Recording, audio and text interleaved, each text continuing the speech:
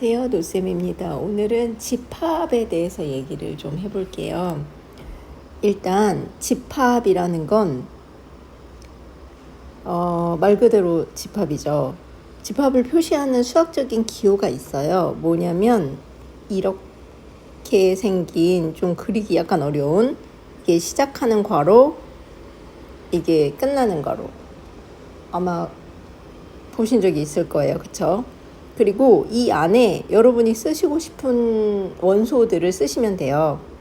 그러면 예를 들어서 10 이하의 짝수라는 집합을 쓰고 싶다. 그러면 여기다가 뭐라고 쓰면 되냐면 두 가지 방법 또는 세 가지 방법이 있는데 10 이하의 짝수의 집합, 짝수. 만약에 이렇게 딱 썼다. 그러면 이 집합 속에 들어오는 원소들이 뭔지를 조건을 줬기 때문에 이런 방법을 뭐라고 말하냐면 조건 제시법이라고 해요.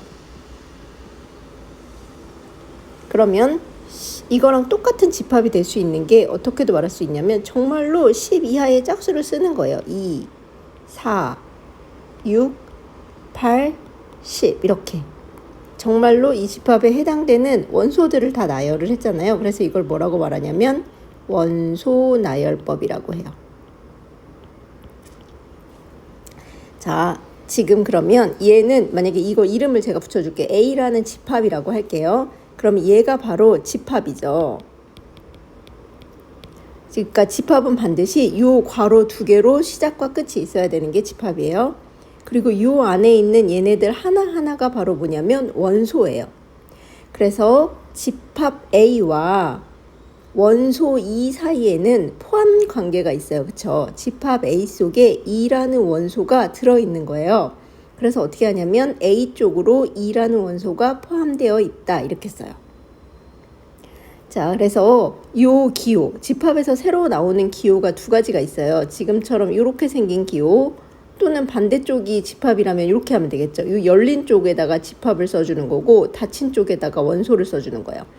그 다음에 이 가운데 바가 없이 그냥 이렇게 생긴 말굽처럼 생긴 애가 있어요. 어떻게 생긴 애냐면 이렇게 말굽처럼 생긴 이렇게 이런 애들은 이것도 포함관계를 나타내는데 어떤 것과 어떤 거 사이의 포함관계를 나타내냐면 집합과 집합 사이의 포함관계를 나타내요.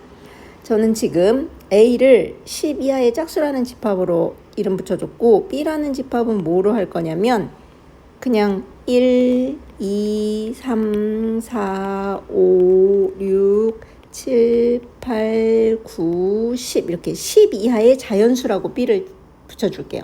조건제시법으로 썼다면 10 이하의 자연수겠지만 원소 나열법으로 썼다면 이렇게 쓸 수 있을 거예요. 이러면 잘 보면 요 B 속에 있는 원소 2, 4, 6, 8, 10이 바로 A에 있는 원소죠. 그러니까 B 속에는 A에 있는 원소 말고도 더 많은 원소들이 있어요. 이런 경우 집합 B는 집합 A의 원소를 모두 포함하고 있기 때문에 포함 관계를 이렇게 쓸 수 있는 거예요. 괜찮죠? 그리고 이제 좀 더 조건 제시법을 자세히 쓰자면 아까 처음이라서 이렇게 썼는데 사실은 뭘 해야 되냐면 집합 여기서 10 이하의 짝수라는 원소를 좀 이름 붙여줘가지고 해야 돼요. 그러니까 예를 들어서 만약에 A라는 원소를 원소나열법으로 쓸 건데 그 A가 바로 뭐냐면 10 이하의 짝수 이렇게. 이게 좀 더 정확한 조건 제시법이죠. 그러면 요 괄호와 요 절대값 같은 이 짝대기 사이에 있는 얘가 바로 이 집합의 원소가 되는 거고 그 원소라는 건 이런 조건을 가진다는 거예요. 자, 집합 여기서 물론 A를 이쪽에다 쓰고 E를 이쪽에다 써도 돼요. 이렇게 포함관계. 대신 열리는 건 이쪽으로 포함돼. 이것도 A를 이쪽에다 쓰고 B를 이쪽에다 써도 돼요. 하지만 더 큰 집합 쪽으로 이게 이렇게 가야 돼요. 기억하기 힘들다면 부등호 생각해보세요. 부등호도 입이 열리는 쪽이 큰 쪽이잖아요. 그렇죠? 자, 그래서 집합을 나타내는 방법은 이렇게 조건제시법이나 원소나열법으로 나타낼 수도 있어요. 근데 그 유명한 벤 다이어그램이라는 게 있어요. 벤이라는 사람이 만든 다이어그램이래요. 어떻게 생긴 거냐면 그림을 그리는 거예요.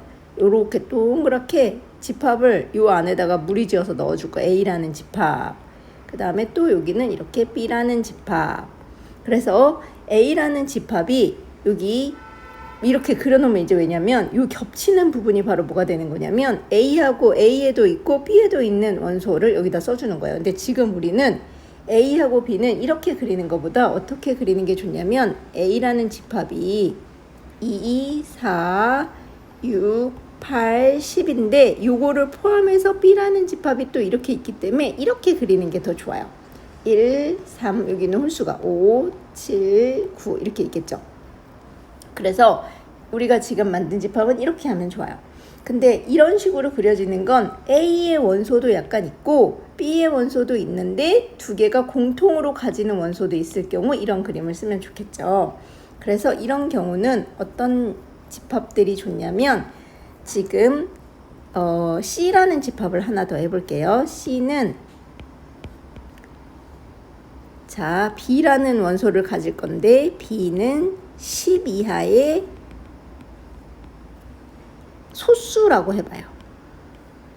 자 그러면 10 이하의 소수는 뭐가 있냐면 소수라는 게 바로 뭐냐면 영어로는 prime number, 수학적인 정의는 약수가 두 개인 수죠.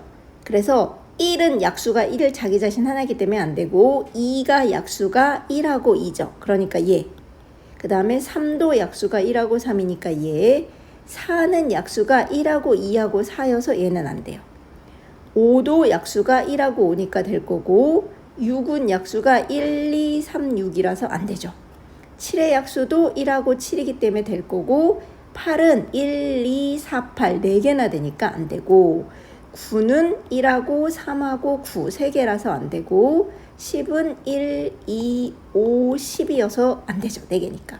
그래서 소수는 2, 3, 5, 7이 12 이하의 소수가 되죠. 2, 3, 5, 7 이렇게.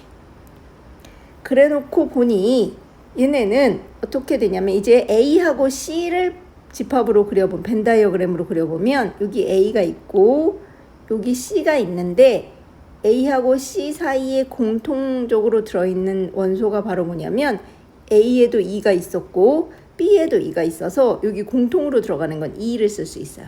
그리고 나머지 찌끄러기를 여기다 쓰면 돼요. 4, 6, 8, 10 여기는 C니까 3, 5, 7 이렇게 이해되셨나요? 그 다음에 이 B를 전체 집합으로 볼래요. 이렇게 전체 집합으로 B를 본다면 여기는 B가 전체 집합이 될 거고 A에도 없고 C에도 없는 원소를 여기 B에다 써주면 되는 거예요. 그러면 아까 전에 2, 4, 6, 8은 여기서 했고 2, 4, 6, 8, 10 그 다음에 2, 3, 5, 7이 소수여서 여기다 썼으니까 1하고 9가 A도 C도 아니니까 여기다 써주는 거죠. 자, 좀 더 자세하고 깊은 내용은 다음 시간에 할 건데 오늘은 집합을 쓰는 조건 제시법, 원소 나열법, 그리고 벤 다이어그램 방법 3가지를 아셨으면 좋겠고 집합과 원소의 포함 관계, 또 집합과 집합의 포함 관계를 아시면 좋겠습니다. 오늘은 여기까지 할게요. 수고하셨습니다.